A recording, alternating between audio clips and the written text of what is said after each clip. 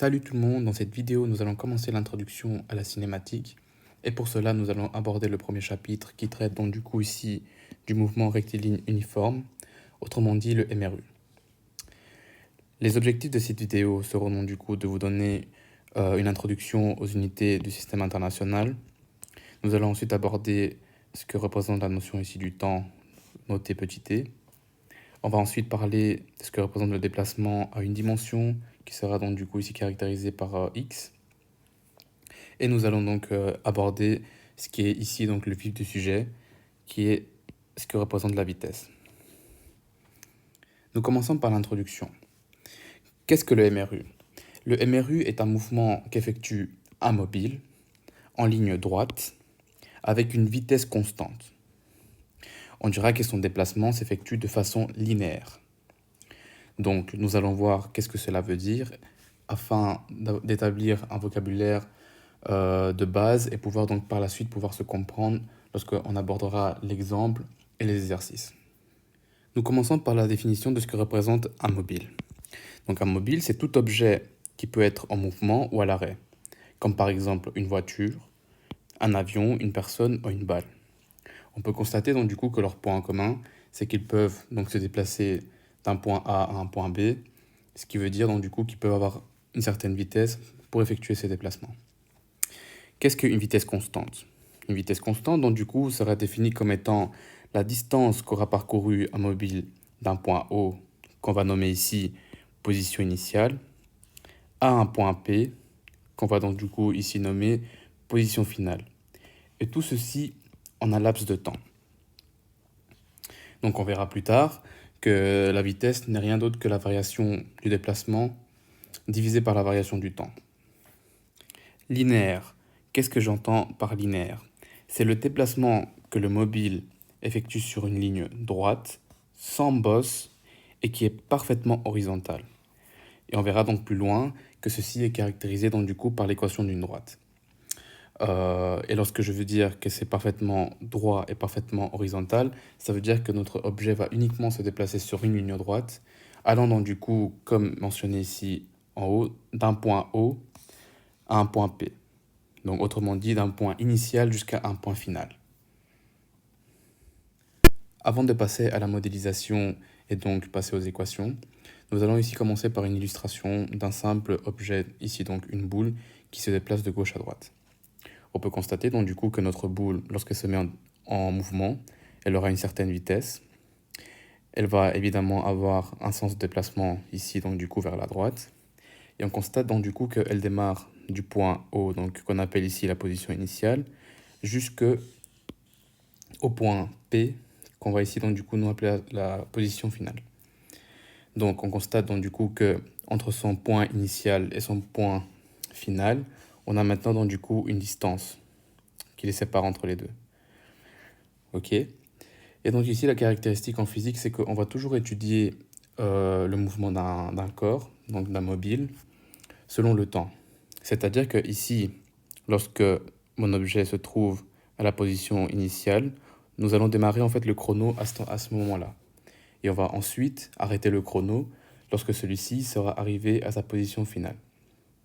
Et c'est comme cela qu'on va petit à petit donc du coup introduire ce que nous on voit en image, en équation, pour pouvoir donc du coup en fait prédire certaines choses comme son mouvement ou pouvoir connaître en fait la distance qui les sépare en connaissant la vitesse et le temps. Et donc tout ceci donc va être introduit maintenant avec des équations et on va voir donc du coup comment est-ce qu'on va modéliser ceci et donner à chaque fois un sens physique qui se cache derrière le mouvement d'une boule ou de n'importe quel mobile qui a évidemment une vitesse définie. Passons maintenant à la modélisation de l'exemple précédent. Donc ici, je reprends donc le même dessin et on va lui donner maintenant un sens pour pouvoir donc du coup trouver une équation qui caractérise ce mouvement. Donc du coup, comme je l'avais dit plus haut, ici en fait, lorsque notre boule part de l'instant initial, donc du coup, on va caractériser notre point O comme étant la position initiale, qu'on note donc du coup ici XI, qui est donc du coup la position initiale. Et comme il démarre son mouvement à l'instant initial, donc on lance le chrono, Et on dirait donc du coup que ceci est caractérisé comme étant le TI, donc le temps initial auquel celui-ci se met au mouvement. Donc du coup, notre boule donc, se déplace vers la droite et arrive donc du coup au point P. Donc du coup, une fois qu'il arrive au point P, c'est ce que nous, on va caractériser comme étant la position finale, qu'on note donc du coup ici comme étant XF. Donc F pour dire finale. Et lorsqu'il arrive donc du coup à sa destination, on arrête le chrono et on regarde donc du coup le temps qui s'est écoulé entre l'instant initial et l'instant final. Et c'est ici donc du coup qu'on va noter TF pour dire l'instant final. Donc on peut constater que entre le point O et le point P, du coup, il y a une certaine distance. Et c'est ce que donc nous ici, on va caractériser comme étant en fait une variation. C'est-à-dire en fait que la distance ici, elle sera notée comme étant la variation de notre position comme donc delta x. Et comme ici donc du coup on connaît xf, donc la position finale, et x la position initiale, en fait notre distance sera donnée par la position finale moins la position initiale. Et donc du coup, évidemment, entre les deux, il y a aussi donc la variation du temps, vu qu'on a aussi un instant initial et un instant final. C'est ce que donc nous, ici, on va appeler comme étant delta t, donc la variation du temps, qui est donc du coup ici donnée comme étant le temps final moins le temps initial. Et c'est comme ça, en fait, qu'on va donc trouver le lien entre les deux. Et en fait, le lien entre les deux, ça va être la vitesse. Et comment est-ce qu'on va noter donc ceci? Donc en prenant les deux, on va dire donc du coup que, si on prend la définition, que la vitesse n'est rien d'autre que la variation de ma position en un laps de temps. Et cela en fait se traduit comme étant donc la vitesse de mon mobile, qui est égale donc du coup à la position finale moins la position initiale, divisé par le temps final moins le temps initial. Autrement dit, on peut dire que ceci n'est rien d'autre que la variation de ma position, donc delta x, divisé par la variation du temps delta t. Et donc du coup, c'est comme ça qu'on trouve l'équation de la vitesse de notre mobile, qui fait donc appel ici donc à la position, au temps. Et donc grâce à cette équation, donc, je serai en mesure de pouvoir connaître la distance que sépare l'instant, donc la position initiale, la position finale, si je connais la vitesse et le temps. Autrement dit, si je veux connaître par exemple la variation de la position, en reprenant donc ma formule, c'est-à-dire ici j'ai V qui est égal à delta x divisé par delta t. Si je veux connaître ma position, donc du coup j'ai qu'à isoler mon delta x. Et pour ce faire, je vais multiplier à gauche et à droite par delta t. Pourquoi est-ce que je fais ceci? Parce que cela va me permettre donc à droite de pouvoir éliminer le delta t qui est au dénominateur avec le delta t qui est au numérateur.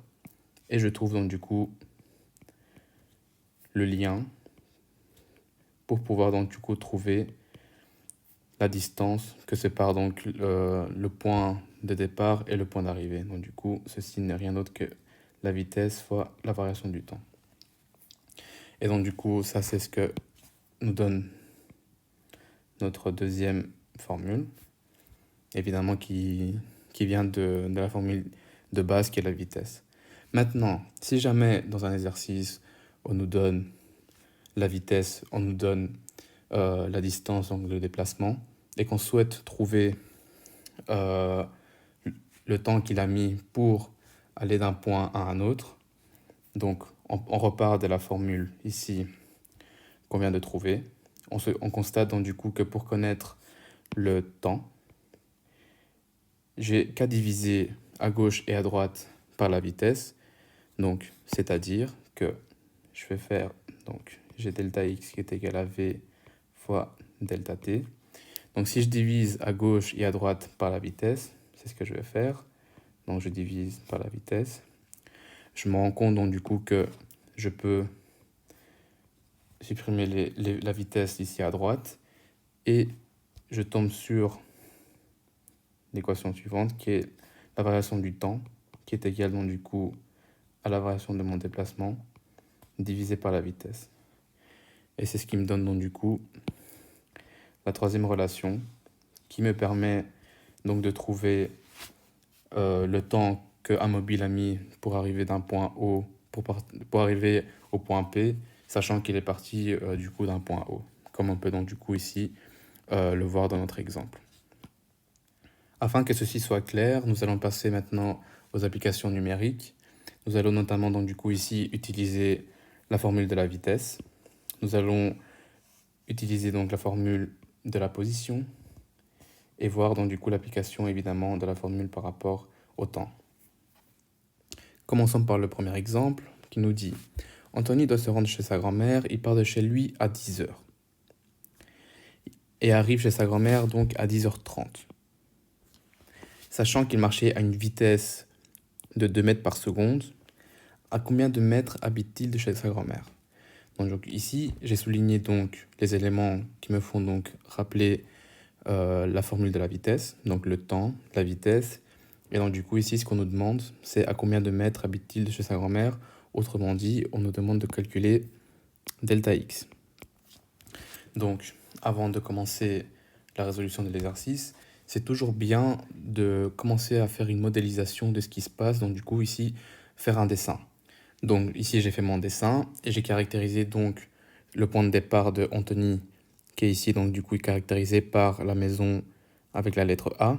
J'ai dit que son point de départ est noté donc par XI, donc la position initiale. Et j'ai noté donc son lieu d'arrivée par la maison avec le T, qui est donc la maison de chez sa grand-mère, qui est donc ici caractérisée par la position finale XF. Et évidemment, à l'instant où il part de chez lui, on lance le chrono. C'est ce que donc du coup ici on va caractériser par TI. Et lorsqu'il arrive chez sa grand-mère, donc du coup à 10h30, évidemment, on arrête le chrono. Et donc du coup c'est ce qui va nous donner donc la variation du temps. Donc on va écrire tout ceci. Et ça nous donne donc du coup ici, on sait que la vitesse, donc on écrit la formule, n'est rien d'autre que la variation de mon déplacement divisé par la variation du temps. Ok, donc ça veut dire que ceci, c'est aussi égal à la position finale moins la position initiale divisé donc par le temps final moins le temps initial. Donc ici, comme on nous donne donc l'heure, on sait qu'il part à 10h. Donc ça c'est donc ici on va dire que 10h, ben, c'est l'instant initial. Donc du coup ici TI est égal à 10h. Et on sait qu'il arrive chez sa grand-mère donc du coup à 10h30. Donc c'est le moment où on arrête le chrono. On va donc du coup ici appeler que TF c'est 10h30. Ok, donc du coup on peut calculer la variation du temps, donc delta T, qui est donc du coup TF moins TI, autrement dit 10h30 moins 10h, c'est qui me donne donc du coup en fait 30 minutes. Donc voilà. Ok, donc du coup je connais ceci. Maintenant, comme on me demande donc le déplacement qu'il a fait, donc ici le delta x, on va isoler delta x. Et comment est-ce qu'on s'y prend? Donc du coup, je sais que la vitesse, donc c'est égal à delta x divisé par delta t. Donc pour isoler delta x, ce que je vais faire ici, c'est multiplier à droite et à gauche par delta t. Comme ça, je peux donc à droite supprimer delta t et il ne me reste plus que delta x. Donc du coup, je sais que delta x est égal à la vitesse fois la variation du temps. Ok, donc j'ai presque fini. Pourquoi est-ce que je dis presque? Parce que donc ici, je me souviens que la vitesse, donc je le note ici à côté, je sais que V est égal à 2 mètres par seconde. Or, dans le système international, donc du coup ici j'en viens, Dans le système international, pour l'instant, je vais introduire uniquement la vitesse, le temps et le déplacement. Dans le système international, il faut savoir que en fait, le déplacement, donc, que j'appelle ici x, lui, il est exprimé en mètres. Donc, c'est-à-dire que pour dire qu'il est exprimé en mètres, on va dire que c'est ceci. X ou delta x. Bon, ici, on va nous ici appeler ici delta x. Ensuite, il faut savoir que pour le temps, donc on va noter ici delta t, le temps, lui, est toujours exprimé en secondes. Donc, ce qui fait que, donc, du coup, ici, notre vitesse, comme c'est delta x divisé par delta t, autrement dit, des mètres divisé par 2 secondes. Donc, du coup, on voit que ici, on va avoir 2 mètres par seconde multiplié par 30 minutes. Donc, ça veut dire qu'en fait, par rapport au système international, on ne respecte pas. Donc, ces minutes, on va les transformer pour l'instant en secondes. Donc, c'est ce que je vais faire. Je sais que 1 minute est égale à 60 secondes. Donc, ce que je vais donc ici faire, c'est donc remplacer 1 minute ici. Donc, du coup, je vais avoir que delta t est égal donc à 30 fois 60 secondes maintenant. Et je sais que ceci me donne donc, si je tape à la calculatrice, 1800 secondes. Ok, donc maintenant que j'ai fait donc ceci, je peux maintenant multiplier donc trouver par la vitesse et trouver donc la variation de ma position. C'est ce que je vais faire. Donc du coup, je vois que delta x est égal donc à 2 mètres par seconde, multiplié donc du coup par 1800 secondes, et ce qui me donne donc du coup 3600 mètres. Et je remarque bien donc du coup que ici le seconde s'est simplifié entre eux et j'obtiens bien des mètres. Donc c'est-à-dire que ici j'encadre ma réponse, donc je sais que delta x est égal donc à 3600 mètres. Donc en conclusion, Anthony habite à 3600 mètres de chez sa grand-mère. Maintenant qu'on a fini donc ici l'exemple 1, on va passer à l'exemple 2.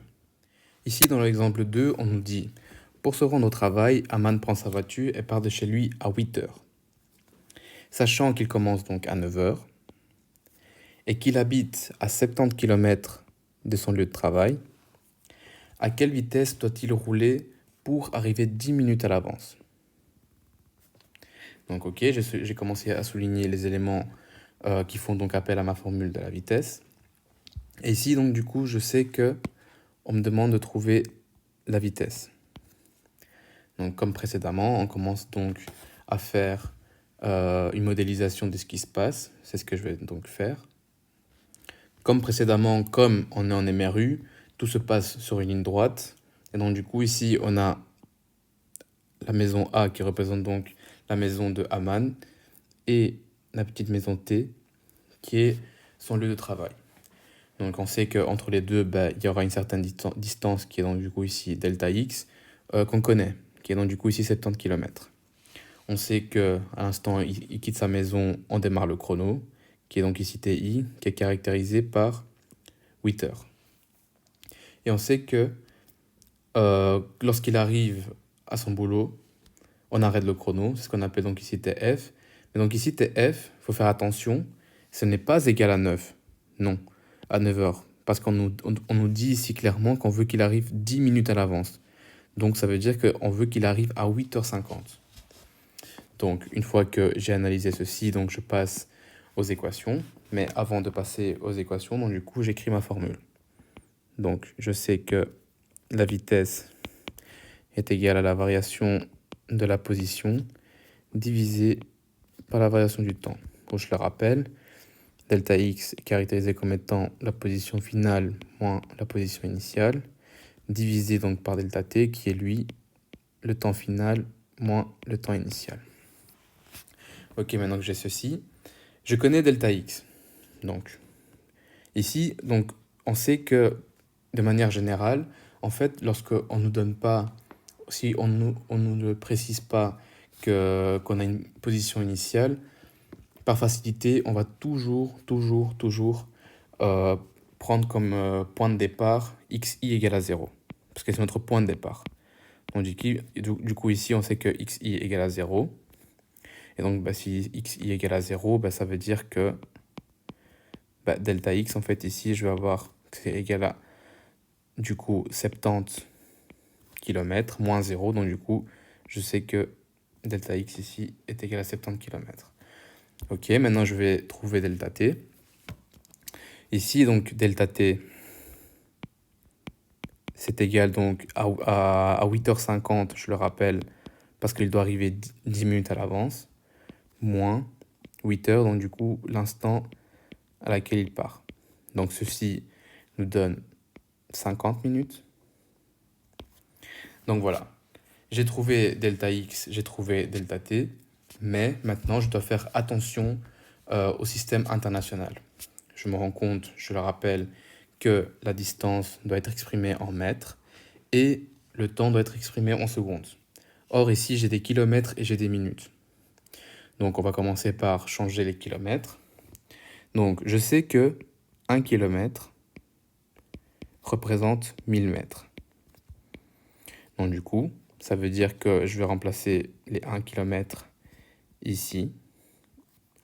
Et ceci va me donner donc que delta x est égal à 70 fois 1000 mètres. Autrement dit, égal à 70 000 mètres.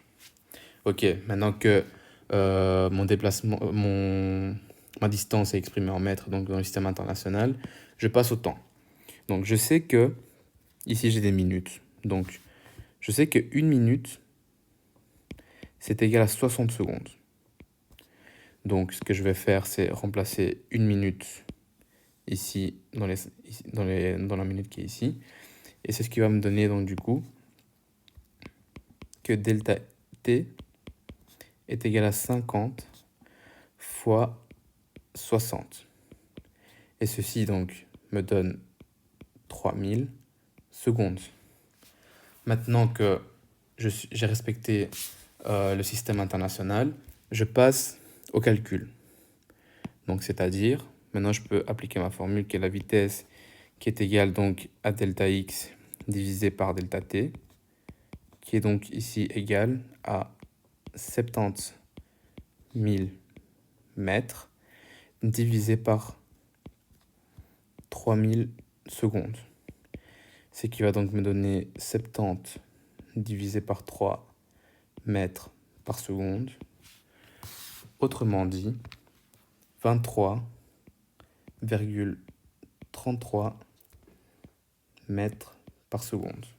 Donc du coup, ça veut dire que Aman devra rouler à une vitesse de 23,33 mètres par seconde s'il veut arriver 10 minutes à l'avance à son boulot. Donc voilà, ceci clôture donc l'introduction au MRU. Les prochaines vidéos qui vont parler de ce chapitre seront donc l'étude du MRU à travers un graphique sur un axe cartésien qui parlera de la position en fonction du temps. Nous allons donc notamment voir que la position en MRU est caractérisée par l'équation d'une droite. Et grâce au graphique donné donc par la droite, on sera donc en mesure de pouvoir trouver la position, la vitesse et le temps du mobile.